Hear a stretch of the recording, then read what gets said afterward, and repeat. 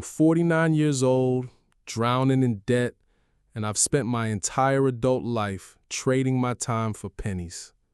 While everyone else was building wealth, I was borrowing from Peter to pay Paul, slowly raising my ceiling of indebtedness until I couldn't see daylight anymore. This isn't a success story. This isn't about how I turned it all around. This is about what actually happens when you fall behind in America, and why nobody talks about the real mechanics of financial quicksand.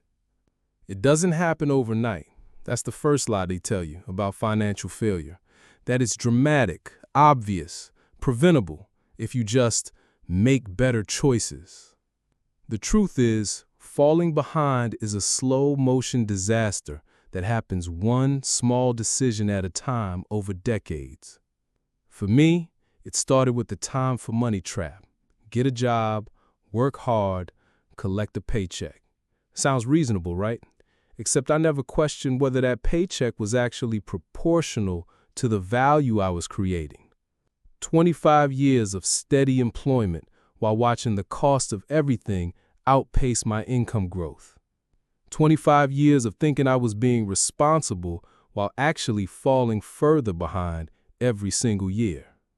The first time you borrow money to cover basic expenses, you tell yourself it's temporary, just this once, just to get through this month. I'll pay it back next paycheck.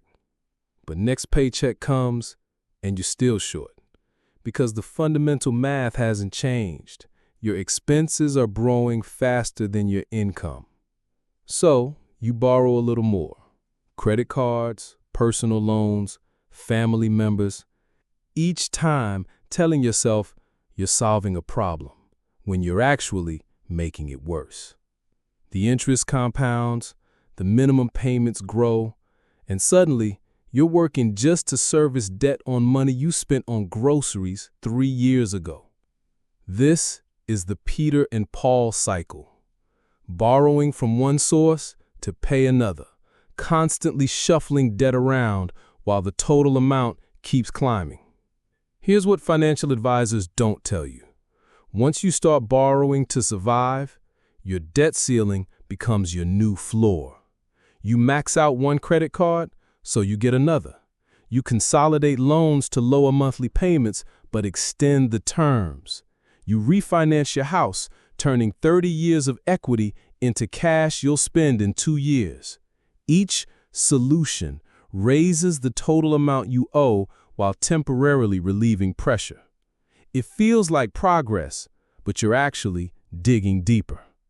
I remember the exact moment I realized what was happening. I was sitting at my kitchen table, calculator in hand, trying to figure out how to make minimum payments on 7 different debts. The minimum payments alone were more than my rent. I was working full-time and doing Uber on the side just to service interest on money I'd already spent. Nobody talks about the psychological warfare of being financially behind. Your friends are buying houses, taking vacations, planning retirement. They're not showing off. They're just living normal middle-class lives. But when you're drowning, their normalcy feels like a personal attack. You start declining invitations because you can't afford dinner out. You avoid conversations about money, careers, future plans. You become an expert at changing subjects. The isolation compounds the problem. You can't ask for help because you're too ashamed to admit how bad it is. You can't learn from others because you're pretending everything's fine. Meanwhile, the debt keeps growing. The interest keeps compounding. The ceiling keeps rising. Here's the thing nobody wants to acknowledge. This system is working perfectly. Banks profit from your desperation. Credit card companies make more money from people who can't pay off their balances. Employers benefit from workers who can't afford to quit. Your financial desperation is someone else's profit center. The gig economy they keep celebrating is just a fancy way of saying work multiple jobs with no benefits for less money than one job used to pay.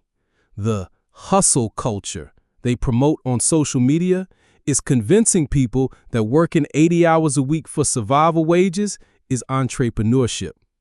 I spent decades believing I wasn't working hard enough, wasn't smart enough, wasn't disciplined enough. The truth is, I was playing a game where the rules were rigged against me. All the financial advice assumes you have time. Start investing early. Compound interest is magic. Save 10% of your income. What do you do when you're 49, broke, and every financial expert's advice assumes you started at 25? You can't compound interest when you have no money to invest. You can't save 10% when you're already spending 210% of what you make. You can't pay yourself first when creditors are literally first in line, sometimes even getting into your salary before it hits your account. The math is brutal. Even if I could somehow start saving $500 a month tomorrow, I'd have maybe $95,000 by retirement age. That's not retirement, that's a few years of groceries. The American dream they sold us assumes linear progress. Get educated, get a job, work hard, retire comfortably. But what happens when that progression breaks down? Nobody talks about how expensive it is to be poor. You can't buy in bulk because you don't have storage space or upfront cash. You can't get the good interest rates on loans because you have bad credit. You can't save money on a car by paying cash because you don't have cash. Every financial product costs more when you need it most. Nobody talks about the opportunity cost of survival mode. While I was working overtime to pay bills, other people were building networks, learning skills, starting businesses. You can't invest in your future when your present is consuming everything. Nobody talks about how credit scores become social scores. Bad credit means higher deposits, fewer housing options. Some jobs won't even consider you. Financial failure becomes a scarlet letter that affects every aspect of your life. The worst part isn't the money. It's how it changes how you think. You start seeing everything through the lens of scarcity. Every purchase becomes a moral judgment. Every unexpected expense feels like a catastrophe. You develop a poor person's mindset, not because you're weak, but because it's adaptive. When resources are limited, you have to think short-term. You have to choose immediate survival over long-term planning. But this mindset, which keeps you alive day to day, also keeps you trapped long-term. You can't take risks when you have no safety net. You can't invest in better opportunities when you can't afford to lose your current income. You can't think strategically when you're constantly in crisis mode. Here's what I've learned after 25 years of swapping time for pennies. The system is designed to extract maximum value from your labor while giving you just enough to survive but not enough to escape. Your employer pays you the minimum they can get away with while maximizing the value they extract from your work. That's not evil. It's just business. But it means the arrangement is fundamentally tilted against you. The financial industry profits from your desperation. The more desperate you are, the worse deals you'll accept, the higher interest you'll pay, the more fees you'll tolerate. The government and media promote narratives about personal responsibility because it shifts blame from systemic problems to individual failures. The truth is, millions of people are doing everything right and still falling behind because the math doesn't work anymore. I'm not here to give you hope. I'm not going to pretend I figured out some secret that's going to turn everything around. I'm 49, broke, and running out of time to fix this. Maybe YouTube will work out, maybe it won't. Maybe I'll find some path forward, maybe I'll be working until I die. What I can offer is honesty about what falling behind actually looks like.